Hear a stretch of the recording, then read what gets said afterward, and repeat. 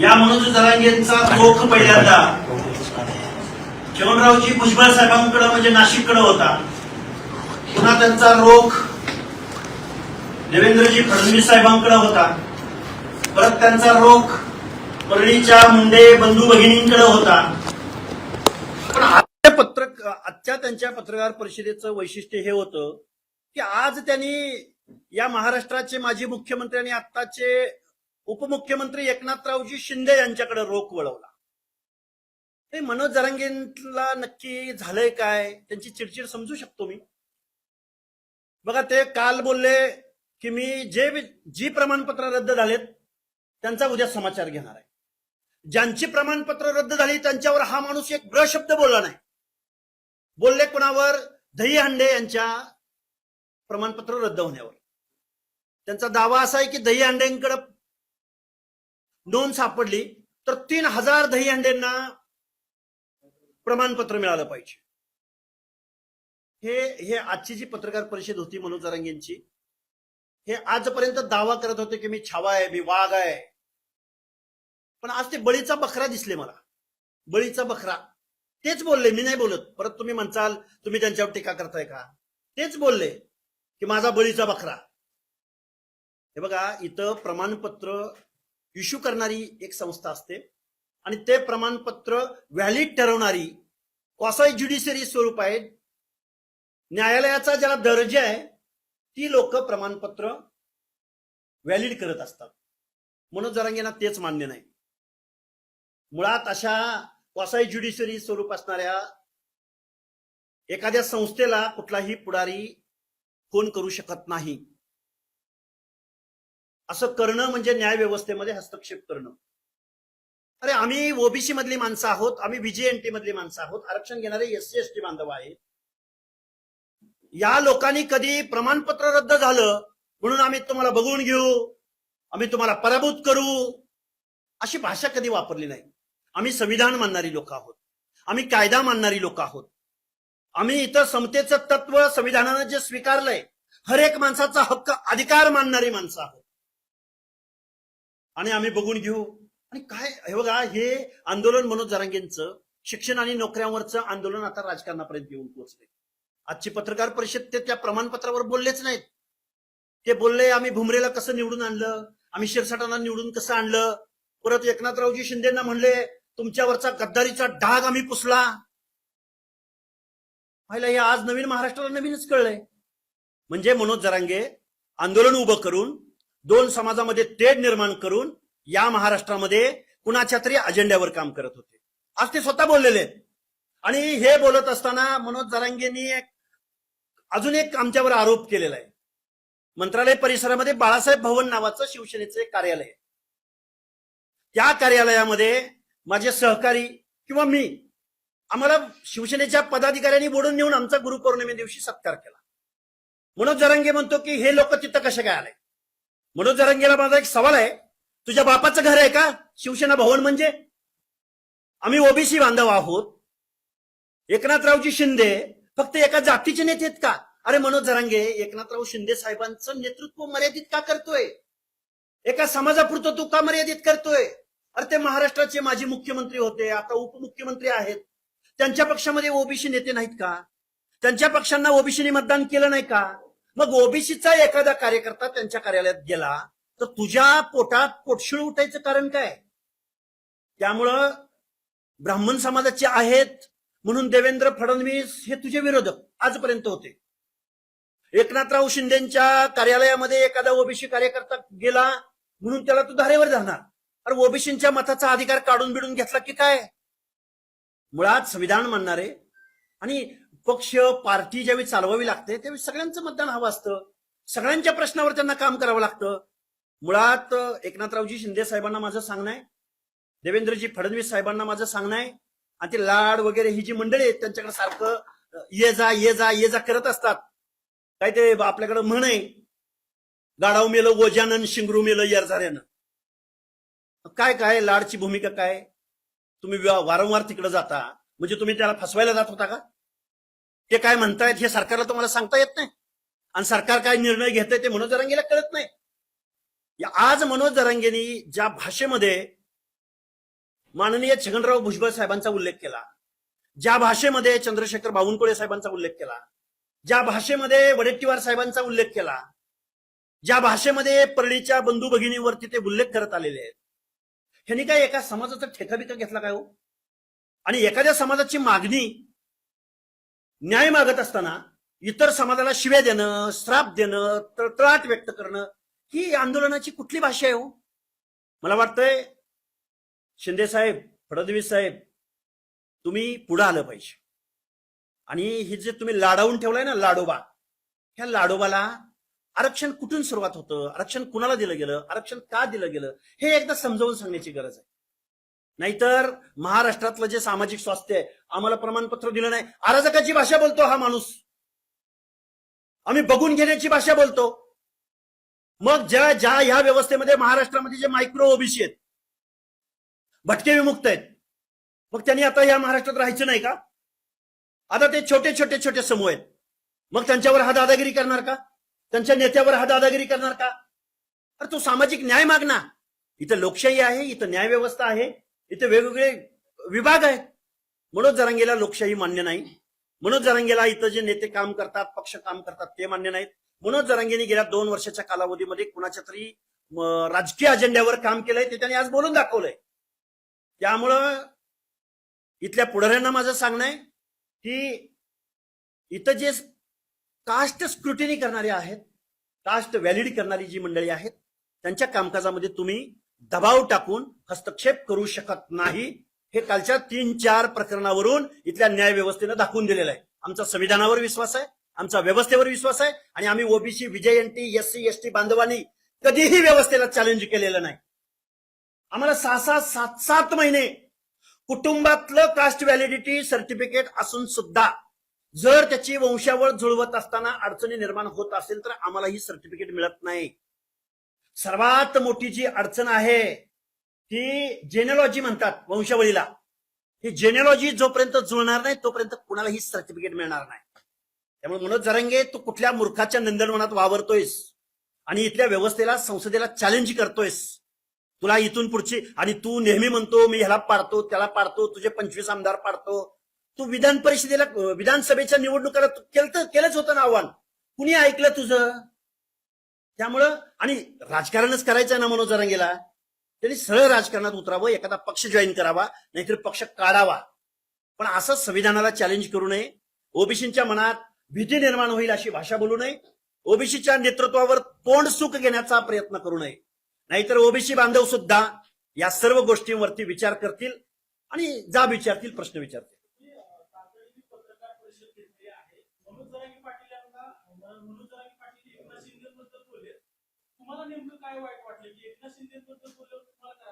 एकनाथ शिंदे महाराष्ट्राचे उपमुख्यमंत्री आहेत. एकनाथ शिंदेला आम्ही मतदान करत नाही का? अरे मी बोलू नये असं कुणी सांगितलंय? माझा काय अधिकार कुणी काढून घेतला काय?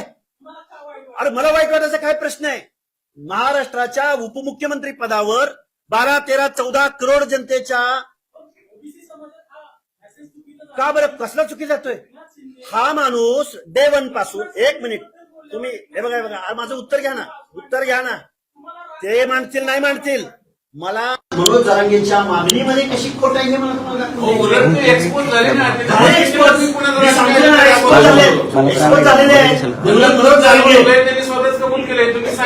केलेलं आहे. एकनाथ शिंदे साहेबांनाही माझं सांगणं आहे, तुम्हाला राजकारण करायचं असेल तर एकनाथ शिंदे साहेबांना ओबीसी बांधवांना बरोबर घ्यावं लागेल ना. मनोज जरांगेंच्या सांगण्यावर जर ते राजकारण करत असतील तर ते घरी बसतील.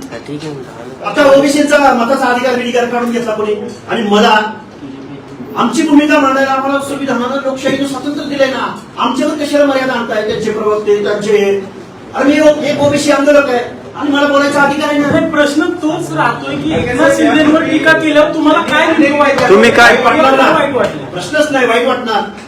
आमच्या ओबीसी मधले आमचे सहकारी, मी स्वतः सुद्धा, आम्ही बाळासाहेब भवन मध्ये गेलो म्हणून आजची प्रेस फक्त एकनाथ शिंदेवर टीका करणारी होती की आम्ही फक्त गुरुपौर्णिमे दिवशी त्या फुटपाथवरून जात होतो आणि त्यांच्या पदाधिकाऱ्याने आत म्हणून आम्हाला फक्त बुके दिला. त्याच्या बापाच आहे ते शिवसेना भवन, बाळासाहेब भवन, त्याची खाजगी प्रॉपर्टी आहे, काय जाऊ शकत नाही इतर लोक कोणत्या भवन मध्ये? काय बोलण्याचा काय स्तर आहे त्याचा? आम्ही जाऊ शकत नाही. एका बाजूला मनोज जरांगेला तुमच्याबद्दल प्रश्न विचारला म्हणतात की मी त्याला मोजतच नाही. अरे नाही मोजले. दुसऱ्या बाजूला तुम्हाला तुम्ही असं- काय म्हणजे नाही मोजलं म्हणून आम्ही आमचं आंदोलन थांबवायचं, आम्ही ओबीसी बद्दल बोलायचं नाही, असं तुमचं काय म्हणणं आहे का? मोजलं. अरे आमची जात नाही ह्या जगात करतच नाहीत ना, आजपर्यंत केलीच नाही ना. आम्हाला मोजलं असतं, आमची संख्या आम्हाला कळली असती तर ह्यांचं कशाला एवढं चाललं असतं मग आज. किंवा तुम्ही एकनाथ शिंदे जर लक्षात आणून केलं की? मोठं केलं हे बघा, मग आम्ही आज तुम्हाला शिवाय आता घालतोय. तुमच्या माध्यमातून माननीय एकनाथरावजी शिंदे साहेबांना सांगू इच्छितो, माननीय फडणवीस साहेबांना मी सांगू इच्छितो, मनोज जरांगेला तेलात घोळा, तुपात घोळा, पाकात घोळा तो तुम्हाला.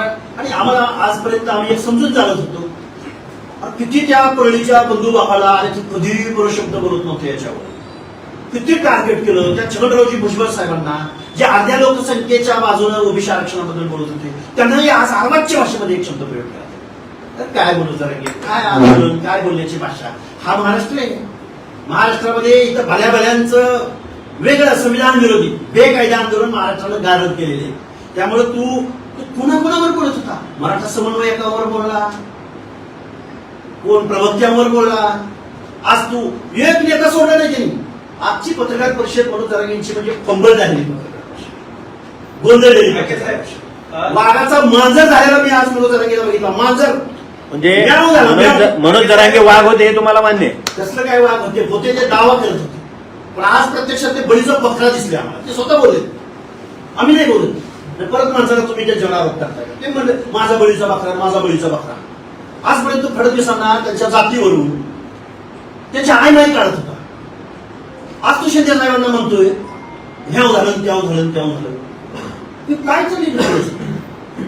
तू आरक्षणाची लढाई लढतोय, तू शिक्षण आणि नोकऱ्याची. परत एक अजून एक बोलले बघा, म्हणे आमचा हवालदार हवालदारच राहतो आणि यांचं पदोन्नतीनं डीवायएसपी होतो. तुला कुणी सांगितलं रे पदोन्नतीमध्ये आरक्षण आहे म्हणून? आणि आमची ती माणसं एससी एसटी मध्ये माणसं कोर्टामध्ये लढतायत, अनेक न्यायालयाने त्याच्यावरती निर्णय दिलेले आहेत. नक्की ह्याला सल्ला कोण देतं हेच मला कळत नाही. हाय कुठे पदोन्नती आरक्षण? येड्याचा बाजार आणि खुल्याची जत्रा. ह्याच्यावर टीका कर, त्याच्यावर टीका कर, त्याच्यावर टीका कर, ह्याच्यावर टीका कर. आणि कास्ट स्क्रुटिनी, कास्ट व्हॅलिडिटी नाही, वंशावळ नाही जुळली तर नाही मिळत प्रमाणपत्र. जे प्रमाणपत्र मिळाले होते ते 2 कुटुंबियांची नावं सांगितली, त्यांना शिक्षणात लाभ भेटला नाही असे त्यांनी काही पुरावे पण दाखवलेले आहेत. त्यांनी डॉक्युमेंट जवळ केले होते. त्याबद्दल त्यांनी म्हटलं जे डॉक्युमेंट दिलेले तुम्ही ज्या दहीहंडे च्या बद्दल बोलताय त्यांनी बोलायला कुणावर पाहिजे होतं का? त्यांनी आम्हाला काय केलं होतं? त्यांनी त्या ज्योती शिंदेचं प्रमाणपत्र बद्दल आहे त्यावर बोलायला. बरं दहीहंड्याचं प्रमाणपत्र नेमकं काय रद्द केलंय ते तुमच्याकडे काही कारण आहे का? कारण म्हणजे तिथं ती न्याय व्यवस्था आहे, ती कास्ट व्हॅलिड करणारी संस्था आहे, त्यांनी त्याचं कारण दिलं असेल ना. तिथं न्याय व्यवस्था आहे. न्याय व्यवस्थेच्या निर्णयामध्ये तुम्ही आम्ही नाही बोलू शकत. त्याच्यावर ते जाऊ शकतात, वरच्या कोर्टामध्ये जाऊ शकतात. तुमचं म्हणणं आहे की राजकीय द्वेषातनं रद्द केलेलं आहे. तसं नाही. राजकीय कुणीही कुणावरही कुणाचंही सर्टिफिकेट रद्द करू शकत नाही. तसं केलं असलं तर तुम्हाला वरच्या न्यायालयात दाद मागता येते. इथं कोणही पॉलिटिशियन याच्या क्वासाई ज्युडिशरी स्वरूप असलेल्या, त्यामध्ये महिला आयोग असेल, त्यामध्ये मागासवर्ग आयोग असेल, त्यामध्ये कास्ट व्हॅलिडिटी कमिशन असेल, यांच्यामध्ये कोण हस्तक्षेप नाही करू शकत. मनोज दादा असं कुणाला कुठला लीडर, कुठला पुढारी फोन करू शकत नाही. इथं पुरावे लागतात, पुरावे. असं आहे की सर, तुम्ही सगळी पत्रकार परिषद जर मनोज जरांगे पाटलांची बघितली असेल तर त्यांचं एक म्हणणं आहे नोंदी शोधल्या सरकारने, सर्टिफिकेट पण दिले सरकारने, मग आता ते नेमके कायद्याच्या कचाट्यात टिकून का नाही? कारण देतंय सरकार, शोधतंय सरकार. जे प्रश्न विचारताय हे काय मराठा समाजासाठी नाहीये, हे एससी एसटी साठी पण हेच प्रोसेस आहे. आमच्या एससी बांधवांना जरी सर्टिफिकेट काढलं तरी ते व्हॅलिड व्हावंच लागतं. ती सरकारची जबाबदारी. सरकारची जबाबदारी कशी? अरे सरकार कसं कास्ट प्रमाणपत्र सरकार कसं देऊ शकतं? तुम्ही समजून घ्या ना कुणीतरी. ठाकरे साहेब, ते मनोज जरांगे पत्रकार परिषद घेतात, ते तुम्हाला बघत सुद्धा नाही, तुमच्या प्रश्नाला उत्तर सुद्धा देत म्हणजे मी ऐकून तर घ्या, तुम्ही सवय तर घाला ऐकायची. ते तुमच्यावर बोलत नाहीत. त्यांनी पत्रकार परिषद घेतली की तुम्ही घ्यायची. ते कधी मुख्यमंत्र्यांना चांगलं म्हणतात, कधी वाईट म्हणतात. तुम्ही आतापर्यंत वाईट म्हणत होते, शिवाय देत होते, कुणाला? परंतु सगळ्यांनाच मुख्यमंत्री मी अनेक पत्रकार परिषदेमध्ये तुम्ही मी वैचारिक भूमिका मांडणार. ऐका ना, तुम्ही मी कधी कुणाला शिवी दिली नाही. ऐका ना, शिवी नाही म्हणजे तुम्ही त्याच्यावर टीका केली. आज तुमच्यासाठी अचानक शिंदे एवढे चांगले कसे झाले? कोण नाही शिंदे बद्दल ते बोलले, ते वाईट बोलले, हे संविधान विरोधी मग बोलले. ते त्यांना अधिकारानं बोलायचं. तुम्हाला असू दे अधिकार ना, मी बोलतोय ना, मी सांगतो ना, ओबीसी बांधव एकनाथ शिंदेच्या कार्यालयात जाऊ शकत नाही. कोण म्हणलं असं? आज त्यांची मग तुम्ही पत्रकार परिषद नाही, ऐकताय नाही, ते ना? असं थेट तुम्हाला घेऊन नाही म्हणून बोलले. आम्ही दोघंच गेलो होतो ना. मग तुम्ही हे तुम्हाला माहिती नाही. ओबीसी मध्ये समाजात प्रश्नच आम्ही मग ते काय मराठा समाज आहे तुम्हाला काय ते? बोलतील ना ते. मग ते मी पण बोलतो ना मग ओबीसीचं. तुम्ही असं हे नका करू. पण प्रश्न असा आहे की त्यांनी भाजपवर बोलावं, तुम्ही डिफेंड करावं, त्यांनी शिंदेवर बोलावं, तुम्ही मग इकडे शिंदेचं समर्थन करावं. हेच दिवस म्हणाले हे सगळे प्रमाणपत्र बेकायदेशीर सरकार दिले जाते. मग एकनाथ शिंदेने स्वतःच्या राजकारणासाठी हे सगळं घडवून आणलं का? त्यांना ज्या पद्धतीने मनोज जरांगे म्हणतात की शिंदेवर आम्ही विश्वास ठेवला, गद्दारीचा शिक्का पुसला आणि त्याने आमचा घात केला. हे बघा. स्वतःच्या राजकीय स्वार्थासाठी सरकारमध्ये राहून एकनाथ शिंदेने मनोज जरांगेचा मनोज जरांगेच्या सांगण्यावरनं हे स्पष्ट होतंय की त्यांनी 2 वर्षाची आंदोलनं केली, 2 वर्षाच्या निवडणुकामध्ये भूमिका बजावल्या. त्या कुणाला तरी पाडण्यासाठी आणि कुणाला तरी निवडून आणण्यासाठीच त्यांनी भूमिका बजावल्या. त्यांना आरक्षणाची लढाई लढायची होती तर तरी आरक्षणापुरतं बोलायचं होतं ना. पण एकनाथ शिंदेने फायदा घेतला का? एकनाथ शिंदे फायदा घेताना तेच सांगतायत ना की शिंदे साहेब तुमच्या शिवसेनाला निवडून आणलं, भुमरेनं निवडून आणलं, पराभूत कुणाला केलं? खैरेनं पराभूत केलं, ओबीसीनं पराभूत केलं. ओबीसीचं नुकसान होण्याला एकनाथ शिंदे बी जबाबदार आहेत ना. मग ऑफकोर्स मी तेच त्यांना सांगतोय, उपरती करून देतोय की हा माणूस या महाराष्ट्रामध्ये सामाजिक दुही निर्माण करून कुणाचा तरी राजकीय अजेंडा सेट करण्यामध्ये काम करत होता. त्याला आरक्षणाचं काही पडलेलं नव्हतं. मग जरांगेंनी जर शिंदेचा अजेंडा सेट केला तर तुम्ही शिंदेचं समर्थन का करता? समर्थन म्हणजे मी समर्थन करत नाही, मी त्यांचा बचाव करतोय की जर एकनाथ शिंदे जर उपमुख्यमंत्री पदावर असतील तर त्यांच्या कार्यालयामध्ये महाराष्ट्रातला कोणीही माणूस जाऊ शकतो. ह्याच्या पलीकडे मी दुसरं काय समर्थन केलंय? तुम्ही तुमची बाजू मांडण्याऐवजी शिंदेचं बाजू मानतील नाही म्हणतील, पण आम्ही ओबीसी म्हणून जायचं नाही का तिथं? पण तुम्ही गेल्याचं तुम्ही सांगण्याऐवजी तुम्ही शिंदेचं समर्थन करत सांगताय. शिंदेने चांगलं काम केलं, शिंदे परत ओबीसी. काढून बघा, परत काढून बघा. आमचे सहकार्याने आम्ही बाळासाहेब भवनमध्ये गेलो होतो, त्याच्यावर त्यांना आज एवढी आग पाकडी केली. ही रिॲक्शन बोलतोय आम्ही, अगोदर नाही बोललो आम्ही तुम्हाला. मी अगोदर एकनाथ शिंदेचं समर्थन करायला प्रेस घेतला का? मी रिॲक्शन म्हणून, प्रत्युत्तर म्हणून मी घेतोय. एवढं तरी लॉजिक तरी समजून घ्या. मला काय पडलं त्यानं, कुणाला काय म्हणलं नाही म्हणलं ते. आम्ही ओबीसी बांधव नवनाथ वाघमारे काल आणि गुरुपौर्णिमे दिवशी मला ते मोडून घेऊन गेले होते. तेही कोण घेऊन गेले होते सांगतो. बाळासाहेब आमचे किसवे म्हणून एकनाथ शिंदेच्या पक्षाचे विजयंती आघाडीचं काम बघतात महाराष्ट्राचं. ते मला म्हणले की हाके सर तुम्ही इथनं चालाय, आज गुरुपौर्णिमा 1 मे ला. अरे बाळासाहेब भवन म्हणजे काय, कुणाचं काय खासगी प्रॉपर्टी आहे का? गुरु शोधायला गेले. हा? गुरु शोधायला गेले. अरे गुरु शोधायला काय, गुरु शोधू शकतो ना, काय शोधू नये आम्ही गुरु? तर आपल्याला भेटलं का? नवनाथ वाघमारेंचं तुम्ही नाव घेतलं. एका बाजूला नवनाथ वाघमारेंना शिवीगाळ धमकी दिली गेली, हा. त्याच्यावर तुम्ही एवढं बोललो ना, तुम्ही नाही सांगितलं. प्रेस घेतली नाही तर. पण एकनाथ शिंदेला तुम्हाला देतो तुमच्याकडे जर वाचलं एकनाथ तर. शिंदेला तुमच्या स- जरांगेंना टार्गेट केलं की तुम्हाला का वाईट अरे, वाटलं? एकनाथ आज शिंदेच्या प्रश्न बाबतीत नाही बोललो मी. वडेट्टीवार साहेबांचं नाव घेतलं, बावनकुळे साहेबांना काय माझ्यावर असं हेतवारोप करताय तुम्ही? मी वडेट्टीवार साहेबांबद्दल बोललो, भुजबळ साहेबांबद्दल आरवाच्या भाषेत बोलला, हे बोललो. असं नाही करू. प्रश्न विचारा ना डायरेक्ट काय असेल. पण भुजबळ साहेब बघितलं तर राष्ट्रवादीचे आहेत, एकनाथ शिंदे पक्ष शिवसेनेचे. राष्ट्रवादी- तुम्ही सगळ्यांच ज्यांच्या विरोधात जरांगे बोलतील त्यांचं तुम्ही असं हे करत बसणार. ओबीसीच्या हिताची भाषा बोलतो. यात काय ओबीसींचं हित आहे ना, आहे? प्रश्नच एकनाथ नाही. शिंदेची बाजू इथं तुम्ही मांडताय, भुजबळांची मांडताय. कालपर्यंत तुम्ही यांना नाही ते बोलत होता. म्हटलं एक कोणाचं बोलतो काय का ना? अहो, काम मला एक सांगा. त्या- म्हणजे माझा तुमची प्रश्न- रोज ओबीसी बदलते. ओबीसी नेत्यांनी तुम्ही ओबीसीची फसवणूक केली असं म्हणाला होता तुम्ही. तुमची इथलीच प्रेस आहे. नावं ठेवत होता. अरे यार, मी ओबीसी- कालच्या पत्रकार परिषदेत ओबीसीचं याच नेत्यांनी वाटोळ केलं असं तुमचं स्टेटमेंट आहे आणि आज तुम्ही त्यांच्या समर्थनात येतं मी बसताय. काय वाटलं केलं नाही म्हणलो का आज? मग मी नेमकी काय मुद्द्यावर बोललो तुम्ही अंदाज घेताय हो, का? मी काय मुद्द्यावर बोललो की त्यांच्या भवनमध्ये गेलो म्हणून हा टीका करतो. एवढाच मुद्दा आहे. मी ते असं नाही. स्पष्टीकरण देतील ना. ते मी माझ्या भूमिकेत काय बदल केला? त्यांचे प्रवक्ते त्यांचे नेते अरे आम्ही गेलो होतो ना म्हणून बोलावं लागतंय ना. आम्ही गेलो होतो, आमच्यावर बोलातो. ओबीसीचे नेते, विरोध करणारे नेते, आम्ही दोघंच गेलो होतो. आम्ही तिसरं कोण गेलो नव्हतं तिथं. काय बोलताय? झालं का? पण त्यांनी जे कास्ट व्हॅलिडीचे आरोप केले ते खरे आहेत का? कुणाचे जरांगेंनी जे आरोप केले ती जाणीवपूर्वक असं कोण कुणाला फोन करू शकत नाही, कोणाचं प्रमाणपत्र रद्द करू शकत नाही. तसा अधिकार कुठल्याही पॉलिटिशियनला नाही, कुठल्याही राज्यकर्त्या नेत्याला नाही. तर कास्ट व्हॅलिडिटी देणारी ही एक न्यायिक संस्था आहे, कमिशन आहे तिथं. त्यांच्या अधिकारात कोणच असू तुम्ही ते शकत बघितलं असेल नेमकं कशामुळे रद्द झाला असतो काय हे कारण? बघा, मी तुम्हाला अजून एक सांगतो. तमाम महाराष्ट्रातल्या बांधवांना त्या हैदराबाद गॅजेटमध्ये काय आहे तर संख्या आहे. हैदराबाद गॅजेटमध्ये कोणाचं नाव नाही.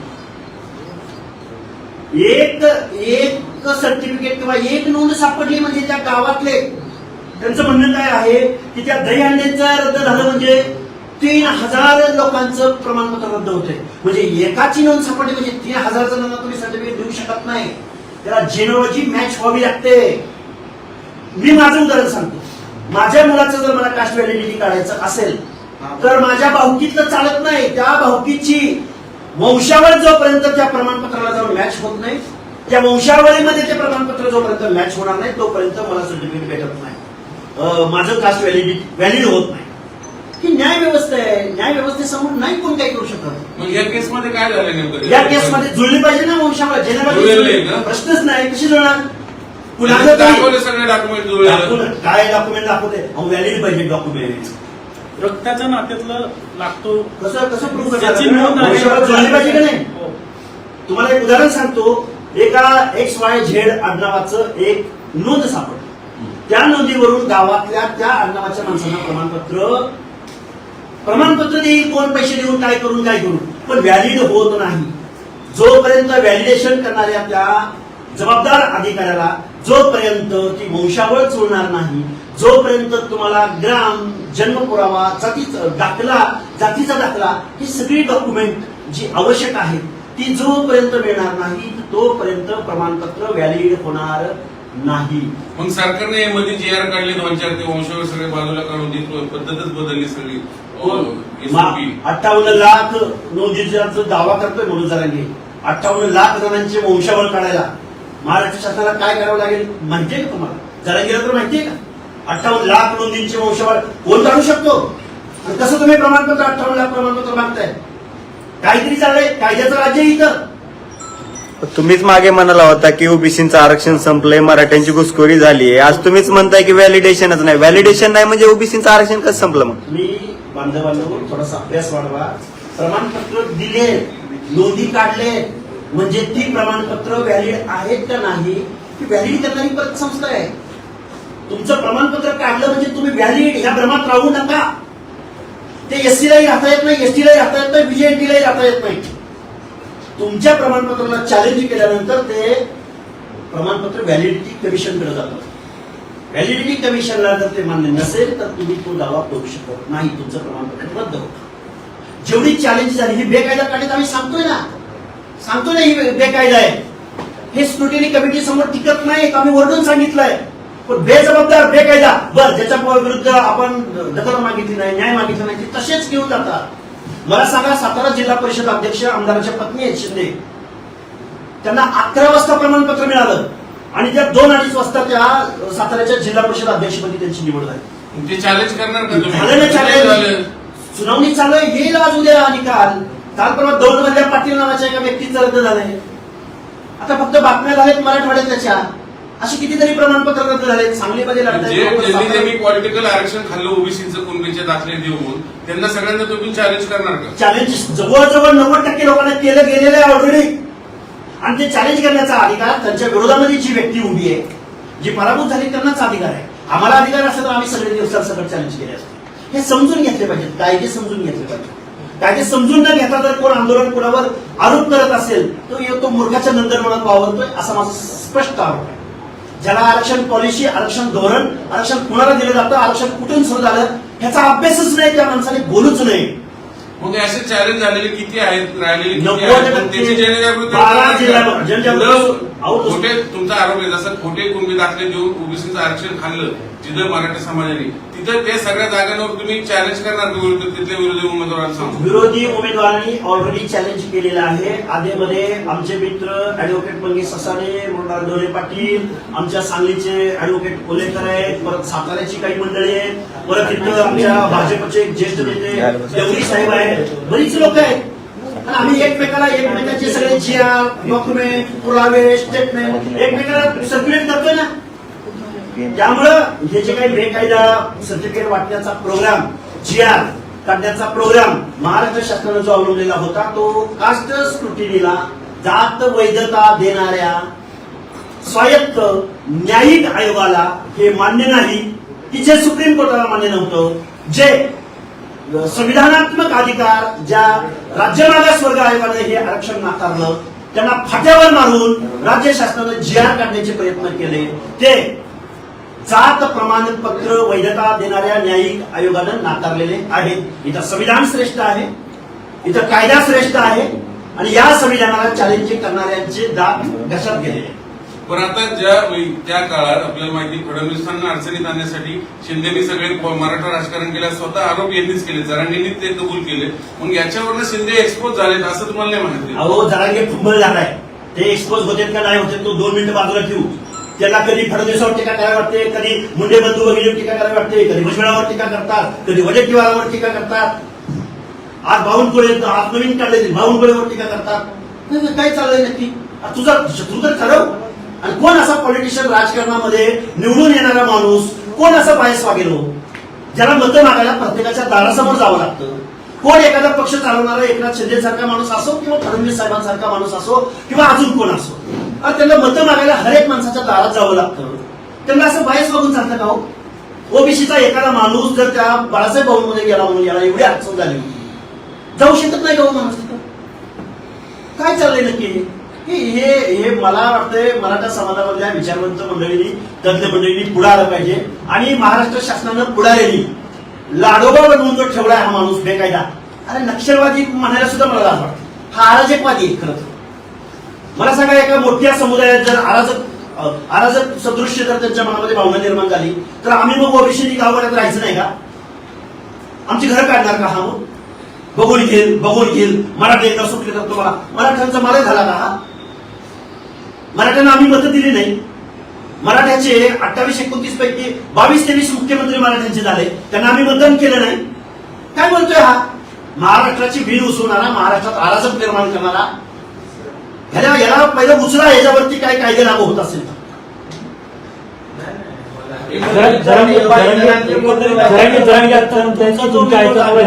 तर तेव्हापासूनचे पुरावे आहेत, मग प्रमाणपत्र रद्द कसे होते? अरे काय बोलतोय, याला कळतंय का? कुणाच्या आईचं नाव शोधायला जातोय हा? मूर्ख माणूस आहे हा. त्याने शिवी दिली म्हणून मला शिवी द्यावीशी वाटत. पण किती मूर्ख आणि किती बावळट माणूस आहे, गोंधळलेला माणूस आहे हे आपण दिसून येत आजच्या प्रेसमधून. एवढं मोठं आंदोलन व्हायला एकनाथ शिंदे जबाबदार आहेत ना. मग आणि कोण सगळे जबाबदार आहेत? शरद पवार जबाबदार आहेत, रोहित पवार जबाबदार आहेत. होतात ना 200 JCB एकसारखे स्टेज, एकसारखे लोक, एवढी गर्दी जी म्हणतच होतो ना, मी कुठं नाही म्हणतोय. आता काय म्हणतो का? म्हणता की थोडा एकनाथ शिंदेला अरे मी एवढ्याच परिप्रेक्षात बोललोय, एवढ्याच इन्व्हर्टेड कॉमेमध्ये बोललोय. बांधवांनो, इन्व्हर्टेड कॉमा अपस्ट्रॉफी काय? तुम्ही मी तेवढ्याच परिप्रेक्षात बोललोय की त्यांच्या कार्यालयात एखादा ओबीसी कार्यकर्ता जाऊ शकतो का नाही, एवढं बोललोय का मी? काय बाकी त्यांच्या भूमिकेत समर्थन केलं? तुमचा अभ्यास मोठा आहे, तुम्हाला चांगलं माहिती आहे महाराष्ट्राचं राजकारण जातीपातीवर चालतं. एका जातीच्या नेत्याचा दबाव निर्माण केला जातो, त्याच्यावरून पदं घेतले जातात, राज्य सरकारवर दबाव टाकला जातो. मग मराठा नेते म्हणून काही वर्षात एकनाथ शिंदे पुढे आलेले आहेत, हे सगळ्यांना माहिती आहे. मी स्पष्ट बोलत नाही. ते वाईट असं आहे की मराठा म्हणून जर एखाद्या नेत्याला शिक्का लागला तर बाकीचे मत आम्ही मतं द्यायच नाही का? त्यांचा एखादा चांगला उमेदवार आहे, नुकसान व्हायला ते जबाबदार आहेत ना. तेच जबाबदार. हेच सांगतोय की हा माणूस जे सांगतोय, तुम्ही जे बोलला तेच बोलतोय तुम्ही. त्या जबाबदार माणसाला भेटायला का गेले हाच प्रश्न आहे, बाकी काही नाही. कुठल्या जबाबदार? आता तुम्ही काय म्हणले एकनाथ शिंदे जबाबदार आहे. या जबाबदार नेत्याला जो तुमच्या आरक्षणाला अशा पद्धतीने भेटायला जातात. बघा, सगळेच पुढारी बरोबर कधी काळी सत्तेवर जाणारा पुढारी महाराष्ट्रात ज्याने पण आंदोलन केले की त्याला म्हणतो आम्ही देऊ. पण इथले पुढारी, इथले राजकारणी त्याला असं म्हणत नाही. आणि हे सामाजिक मागासांचं आरक्षण आहे. ज्यांच्या बाबतीमध्ये सामाजिक दुजाभाव झाला त्यांचं आरक्षण आहे. तुमचं सुद्धा पाठ झाला असेल की हे सांगून सांगून सांगून आरक्षण कुणाचं कशासाठी का दिलं गेलं, त्या जातीमध्ये जन्माला यावं लागतं, ते सामाजिक दुजाभाव सहन करावा लागतो. असं कुठं तर चित्र काढायचं, कुठली तरी हे काढून हैदराबाद गॅजेट मग ती उर्दू भाषा, ती काय बोललो मला दयानंदच्या बाबतीमध्ये उर्दू, मग उर्दू शिकायची ना. निजामाचं तुम्हाला पुरावा हवा येतं, ती भाषा पण शिकली पाहिजे, तुम्हाला रीतिरिवाज पण ते अवलंबले पाहिजेत. का बरं घ्यावं ना जरा गेली, मग निजाम म्हणलं त्याला वाईट वाटतं. निजामाचा पुरावा चालतो, निजामाचं काय त्याचं काय सिंबॉलिक बोलल्यावर त्याला काय अर्थ, काय एवढं वाईट वाटायचं कारण आहे. खूप वास्तव आहे, भयानक आहे. बरं ओबीसीच्या माणसांना टार्गेट करू नका, फडणवीसांची आयमाय काढू नका, एकनाथराव शिंदेना जातीत बांधू नका, पळीवाल्याच्या बोलू नका. भुजबळ साहेबांना आज किती वाईट बोलले राव. एखाद्या माणसाला सज्जन विवेक बुद्धी, एखाद्या सज्जन माणसाला किती वाईट शिवी देते दोन्ही माणसं. पण आज तुम्हाला एकदम शिंदेचं कसं काय कुणाचे अहो मला शिंदेचा पुळका यायचं सोडा, 2 मिनिटं बाजूला ठेवा. पण तो बोलला काय की तुमच्या पक्षामध्ये हे ओबीसीचे नेते येतात कसे, म्हणजे आम्ही महाराष्ट्रात जायचं नाही का पुण्याकडे. बरं ते झालं बाळासाहेब बरोबर तुम्ही केला म्हणून ते शिंदेवर शिंदे आतापर्यंत मराठ्यांचं राजकारण केलं, जरांगे नावाचं माणसाला मोठं केलं, सगळं त्याचे राजकीय फायदे घेतले, मुख्यमंत्री बनले, म्हणजे ओबीसीच्या मुळावर उठले ते. त्या शिंदेचं कौतुक कसं कोण कौतुक केलेलं नाही. हाच दरागी ज्या फडणवीसांना शिवाय देत होता, 2 दिवसापूर्वी त्याचं स्टेटमेंट आहे फडणवीसांच्या बाजूने. काय झालं पाहिजे? काय जे शिंदे मराठ्यांचं राजकारण करतात, त्याच्या पदं लागतात, ते तुम्ही ओबीसी नेते म्हणतो, मग कसं त्यांच्याकडे नाही जाणार. ठीक आहे तुमचं म्हणणं जाणार नाही उद्यापासून. आज नेमकं कोणाचं परिस्थिती नाही, पण नाही. तुम्ही त्यांना- मागे ओबीसीचा प्रबंध आहे. कुणी कितीही काहीही प्रचार केला, कुणी काहीही आमच्यावर टाकलं, देवण पासून आमची भूमिका आहे हे बेकायद्यात. आजही आमची तीच भूमिका आहे. आणि आम्ही कुणाला जावं, कुणाला भेटावं, काय नाही भेटावं, अजून तरी आमच्यावर कुणी मर्यादा घाललेली नाही. आम्ही लोकशाही राज्यामध्ये राहणारी माणसं आहोत. ओके. धन्यवाद.